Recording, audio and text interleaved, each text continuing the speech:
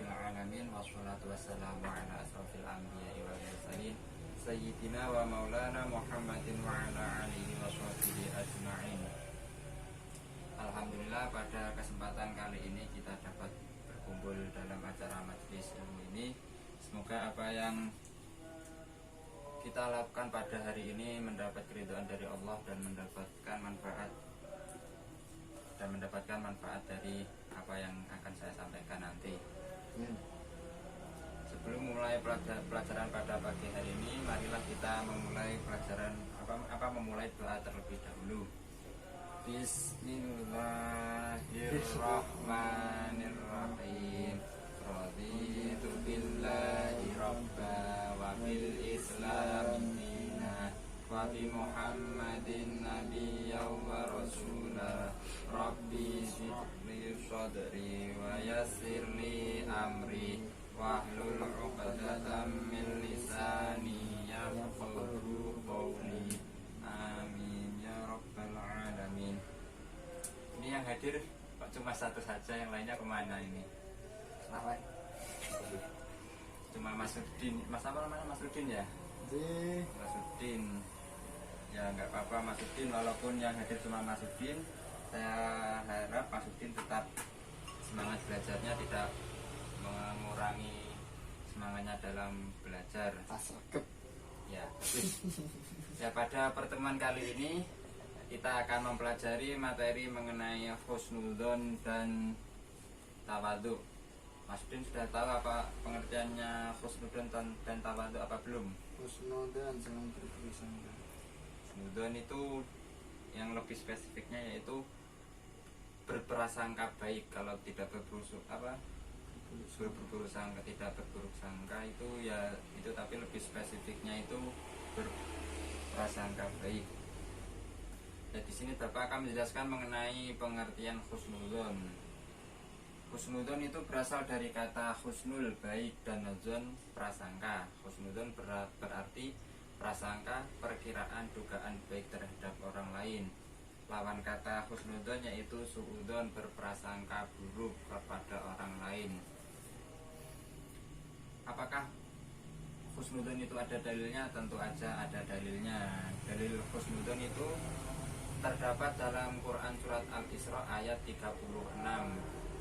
yang berbunyi, wala taquf ma laisa laka bihi ilm inna sam'a wal basara wal fu'ada kullu ulaika kana anhu mas'ula, yang artinya, dan janganlah kamu mengikuti apa yang kamu tidak mempunyai pengetahuan tentangnya. Sesungguhnya pendengaran, penglihatan, dan hati semuanya itu akan diminta pertanggungjawabannya.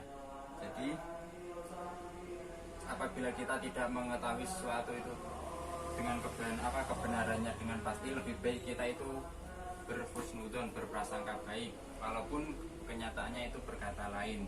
Jadi Mas Udin dibiasakan untuk berhusnudzon.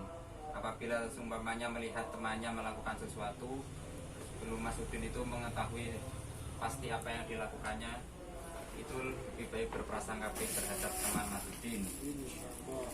Selanjutnya yaitu hukum husnudzon. Hukum husnudzon terhadap Allah Subhanahu wa Ta'ala dan Rasulnya itu wajib bagi kita, sehingga setiap kaum muslimin dan muslimat wajib memiliki husnudzon terhadap Allah Subhanahu wa Ta'ala dan Rasulnya. Dan hukum husnudzon sesama manusia itu jaiz atau diperbolehkan.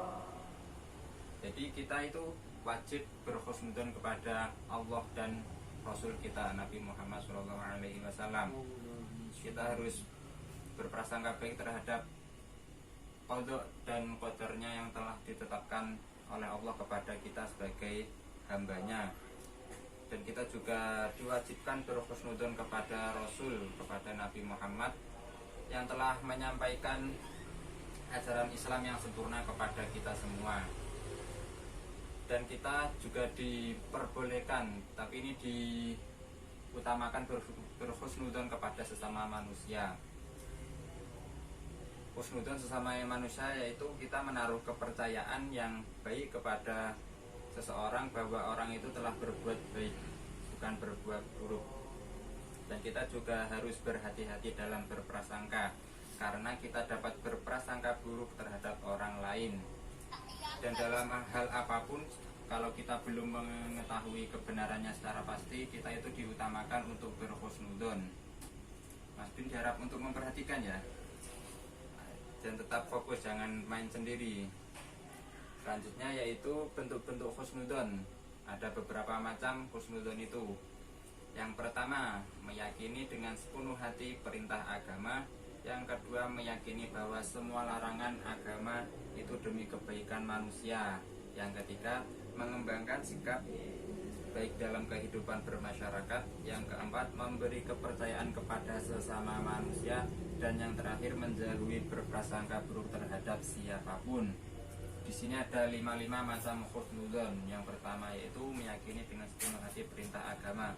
Kita itu harus meyakini apa saja yang diperintahkan agama dan apa saja yang dilarang oleh agama itu semuanya demi kebaikan manusia itu sendiri, tak lain dari itu. Selanjutnya yaitu mengembangkan sikap baik dalam kehidupan bermasyarakat. Nah ini penting sekali untuk kita kembangkan dalam kehidupan bermasyarakat. Kalau kita berprasangka baik kepada manusia, kepada tetangga kita atau kepada orang lain, hidup kita itu akan lebih tenang. Contohnya Mas Udin melihat ada teman Mas Udin itu tidak berangkat sekolah, contohnya ini tidak ikut pelajaran pada pertemuan kali ini. Mas Udin itu diharapkan tetap berhusnudzon kepada teman Mas Udin. Jangan berpikiran bahwa wah ini teman-teman saya nggak pada masuk, ini pasti dia males ini. Itu sebaiknya jangan seperti itu. Mas Udin itu sebaiknya berprasangka kepada teman-teman Mas Udin. Mungkin teman-teman saya ini tidak masuk pertemuan pada hari ini, mungkin ada halangan ya. Misalnya ada keluarganya yang sedang sakit, dia diminta untuk menungguinya dan lain sebagainya seperti itu. Dan apabila kita berhusnudzon kepada sesama manusia itu, kita akan mempunyai kepercayaan yang baik dan kita akan mempunyai hubungan yang baik kepada sesama manusia. Ya, apa seperti itu penjelasan dari husnudzon. Ada pertanyaan dari Mas Budi sebelum berlanjut ke materi selanjutnya? Tidak ada pertanyaan? Tidak ada ya. Selanjutnya yaitu tawadhu. Pengertian tawadhu. Coba Mas Udin, pengertian tawadhu itu apa sepengetahuan Mas Udin?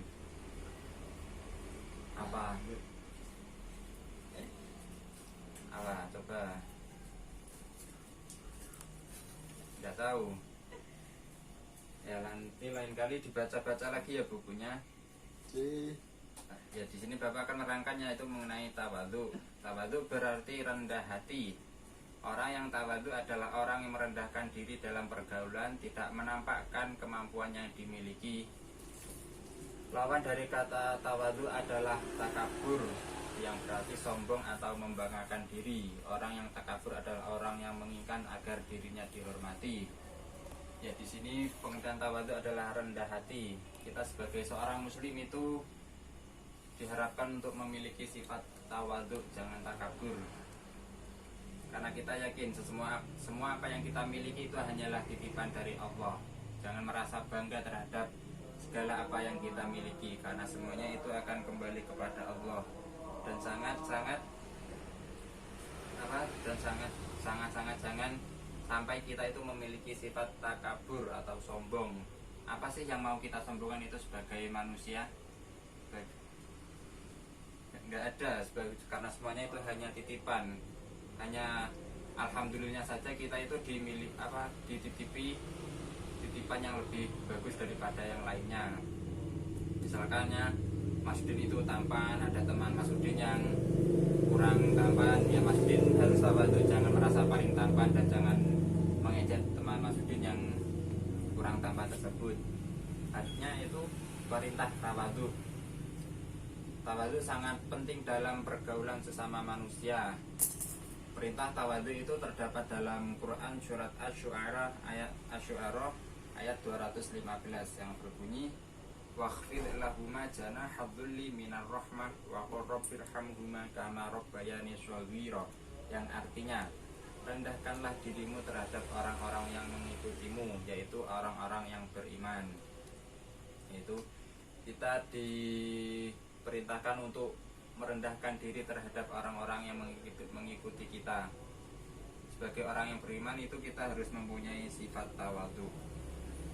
Selanjutnya bentuk-bentuk tawadhu.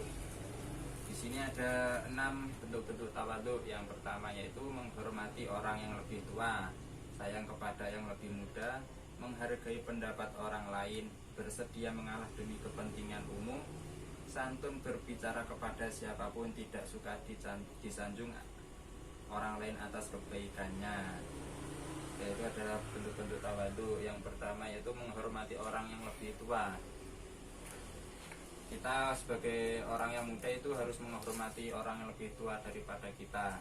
Tak peduli status sosialnya, walaupun seumpamanya kita orang kaya, tetapi kalau ada orang tua kita wajib menghormatinya dan sayang kepada yang lebih muda.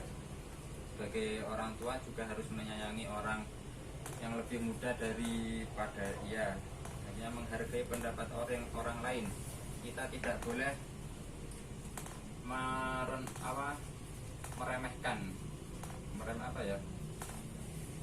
ingin menang sendiri, atau kita harus menggunakan pendapat kita sendiri, tidak peduli terhadap pendapat orang lain. Dalam di sini tawadhu itu kita harus menghargai pendapat orang lain. Selanjutnya itu bersedia mengalah demi kepentingan umum. Dan demi kepentingan umum kita harus menggunakan pendapat orang lain yang lebih bermanfaat, bukan hanya menggunakan pendapat kita yang merasa lebih benar. Santun berbicara kepada siapapun. Dalam berbicara kita itu harus sebisa mungkin jangan sampai melukai perasaan orang yang sedang kita ajak bicara. Selanjutnya tidak suka disanjung orang lain atas kebaikannya. Kalau kita berbuat sesuatu itu kita harus ikhlas hanya lillahi ta'ala, bukan mengharap sanjungan atas apa yang telah kita lakukan. Ya, dari penjelasan Bapak tadi ada pertanyaan, Mas Udin? Insyaallah berkenalan. Ya, bismillah paham ya. Insyaallah. Nanti seumpamanya teman-teman Mas Udin yang tidak berangkat itu kalau bertanya kepada Mas Udin apa pelajaran yang kita pelajari hari ini, insya Allah bisa menjawab pertanyaan dari teman-teman Mas Udin itu. Insyaallah. Baik. Ya, saya kira cukup pertemuan pada pagi hari ini. Apa ini cukup? Nggak ada pertanyaan lagi Mas Udin? Kalau nggak ada akan Bapak tutup. Oke. Sebelum kita menutup pelajaran pada hari ini, saya akan memberi tugas pada Mas Udin dan nanti tolong teman-temannya dikabari ya. Yaitu di LKS yang Romawi 2 yang uraian itu 1 sampai 5 harap dikerjakan, nanti pada pertemuan minggu depan harap dikumpulkan. Nanti teman-temannya harap dikabari ya Mas Udin. Kalau ada yang bertanya harap dijawab dengan baik. Insyaallah. Ya, untuk menutup pertemuan pada pagi hari ini, marilah kita tutup dengan doa kafaratul majelis. Subhanakallahumma wa bihamdika asyhadu an la ilaha illa anta wa astaghfiruka wa atubu ilaik. Wassalamualaikum warahmatullahi wabarakatuh. Waalaikumsalam warahmatullahi wabarakatuh.